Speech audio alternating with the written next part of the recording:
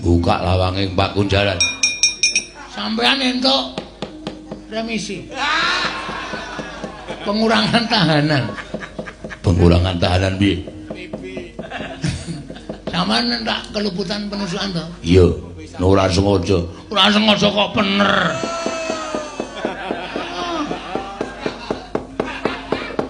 Ora sengaja kok tatune isih mawak-mawak. Ning sampeyan entuk remisi. Ning nglakoni 20 sasi, gelem mboten? Gelem. Puncane iki wis tengah 20 sasi metu. Aku luar. Luar. Gua aku dicekel Prabu Bandung Nagasewu. Kula caos prisa bilih Prabu Bandung Nagasewu menika dumadi saking dumadi saking Raden ampun nesu lho nek kula omong. Ora. Ampun kaget. Ora. Kaget sik mawon. Ora iso. Sadurunge kula omong sampean ngono. Ora iso. Saedan iki kecereke di ujuli sik. Waduh kuncine nendi iki?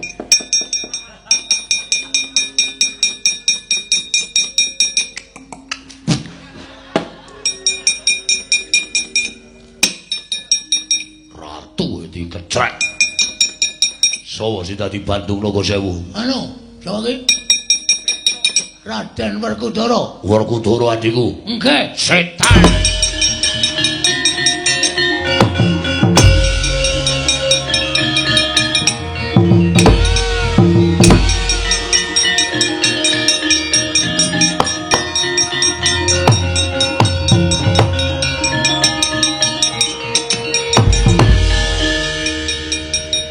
Mantrat ki gara-gara tok kongkon kena ngopo diantil Duryudana wis ora trima ngene ora tambake wegah aku tambani ngono jadi teh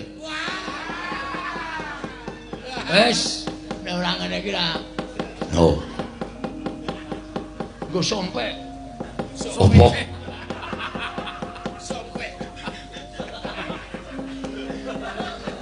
sonde. Oh, kleru sompek.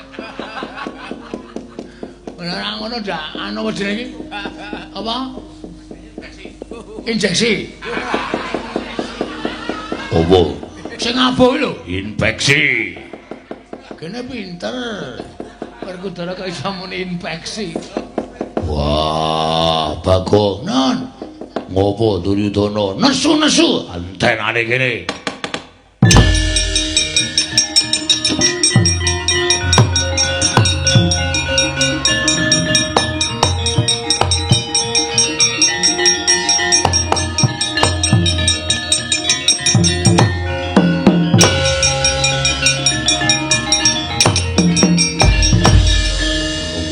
Tatanan wong jireh getih wedi mati ming arep ngejeki negara Ngastina dadak salin wujud nganggo Prabu Bandung Nagasewu ungano dadamule ndi dodo nyododo tangkep jojo kantran marus karo Duryudana ayo aja mringkos atimu nek pancen kepengin ngejeki negara Ngastina ora dadak nganggo wujud Nalendra liya wujude Werkudara ya Werkudara wujud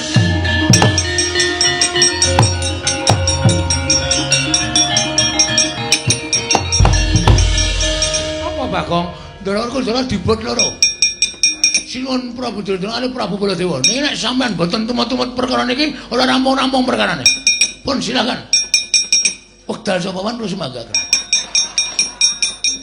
Ngapa Werkudara? Baladewa nesu-nesu. Ngewangi Duryudana ora trima negara kana loro.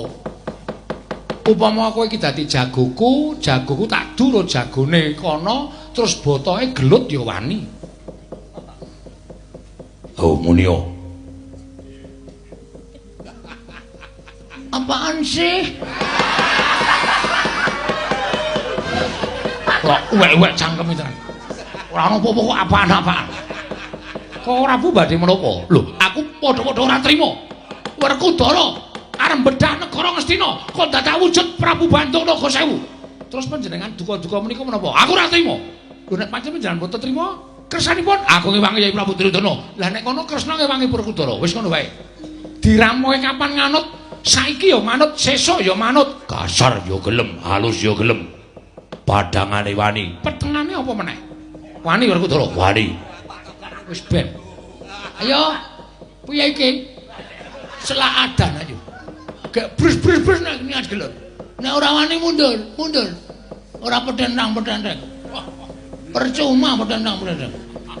Wani karo Prabu Kresna ketiban senjata ceraka. Ya. Cakra. Karo Sekar mayang wong bilang sekareng bawana langgeng. Sekar apa? Wijaya Kesuma. Wijaya toko bunga Wijaya Kesuma. Toko Bumandasmu kuwi. Lha nesu ora ngerti kok. Ayo mani ayo. Wani apa piye? Hah? Nek ora wani mundur deting plirik mripate.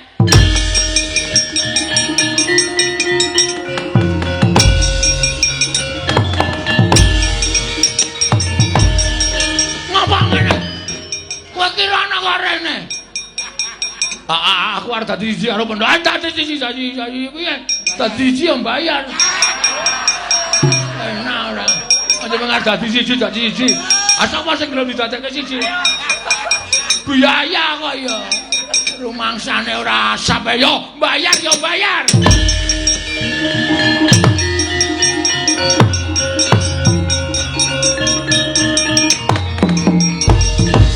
Arsa madangi jagat tuk mungu-mungu paning sapucaing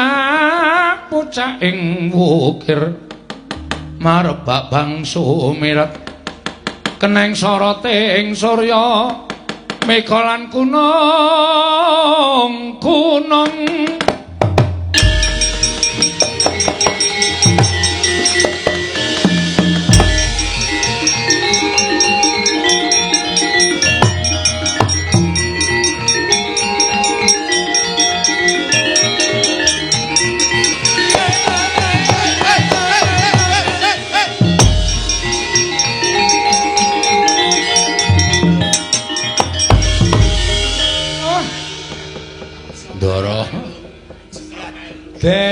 Dara paraku Dara. Semra. Ono apa? Sedaya pun paripurna. Iya.